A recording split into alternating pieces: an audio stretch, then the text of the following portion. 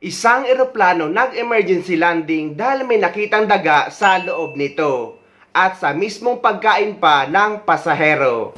At dahil dyan ay nilipat sila sa ibang aircraft at natuloy naman ang kanilang biyahe. Pasintabi po sa mga manonood dahil sa maselang balitang ito. Ipinahayag ng Scandinavian Airlines na kinailangang mag-emergency landing ang isa sa mga flight nito matapos makakita ng buhay na daga sa in-flight meal ng isang pasahero. Patungo sa Malaga, Spain mula sa Oslo, Norway ang flight at kinailangang mag-emergency landing sa Copenhagen, Denmark. Batay sa airline spokesperson na ayon sa company procedures ang flight diversion dahil sa banta sa kaligtasan ang daga. Kasunod nito, inilipat sa ibang aircraft ang mga pasahero at bumiyahe patungong Malaga.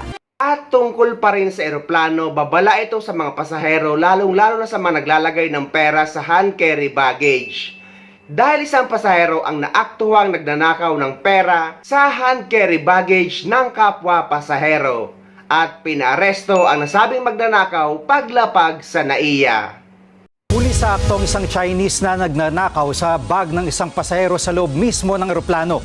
Ayon sa mga otoridad, nakita ng flight attendant ang Chinese na may kinukuha sa handbag na nasa overhead compartment ng eroplano. Pagmamayari ang bag ng isang Pinay judge. Nangyari raw ang nakawan sa gitna ng flight papuntang Maynila mula Kuala Lumpur, Malaysia.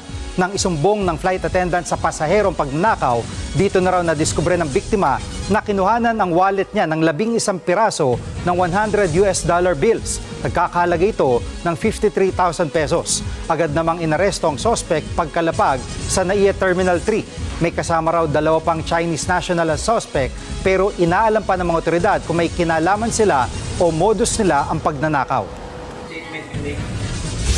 Ito po ay isang isolated case po. Ang theft incident po sa while on board po tayo ng eroplano or in-flight po. Nagkakandak po tayo ng further investigation para malaman natin kung may mga kasabwat na ito, may mga kasama siya, or kung may mga modus po sila. Sa panahon talaga ngayon ay kailangan na natin magdoble ingat.